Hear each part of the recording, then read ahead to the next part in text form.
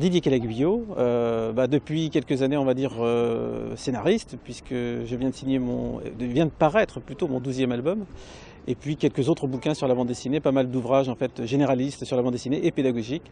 Donc de longues années consacrées, je dirais, à la pédagogie de la bande dessinée, et depuis quelques années aussi maintenant à un travail de scénariste de plus en plus assidu.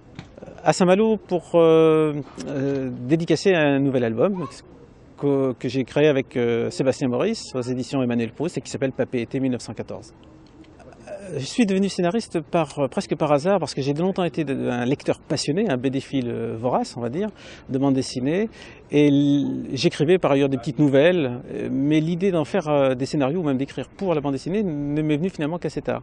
Et il y a une bonne quinzaine d'années maintenant que j'ai commencé à écrire, et puis il faut du temps pour que certains projets se réalisent, pour trouver des dessinateurs, trouver surtout des éditeurs, et que ceux-ci me fassent confiance. Donc il a fallu du temps, mais depuis une dizaine d'années, oui, parallèlement quand même au travail de pédagogie autour de la bande dessinée, j'ai développé cette activité qui est devenue maintenant non seulement essentielle, mais je dirais primordiale. Oui. La rencontre avec Sandaway s'est faite par le biais du dessinateur Jean-Claude Bauer. C'est lui qui m'a présenté un jour ce projet, cette existence, ce projet d'édition. À l'époque, je l'avais rencontré pour réaliser précisément une bande dessinée, et alors qu'on se posait la question de l'envoyer à des éditeurs, il a découvert l'existence de Sandaway.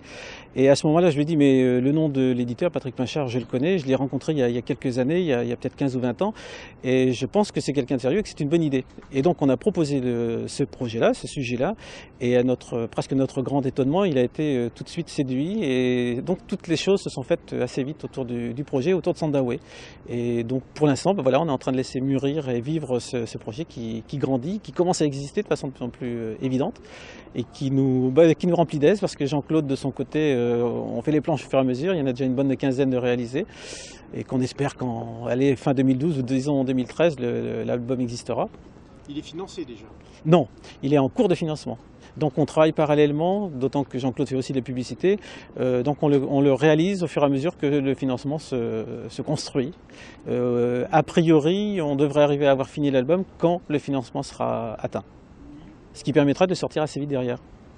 Ce qui a paru être une évidence, c'est l'idée de tenter aussi une édition différente, un pari différent finalement.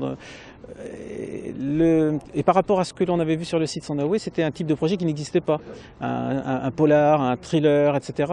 Donc on a eu l'impression avec Jean-Claude qu'on allait proposer quelque chose d'un peu différent et qui avait ses chances. Ensuite, c'est vrai que l'idée que Patrick Pinchard était derrière, que c'était quelqu'un qui avait des goûts très éclectiques et dont on savait qu'il allait lire aussi le projet, ça avait son intérêt.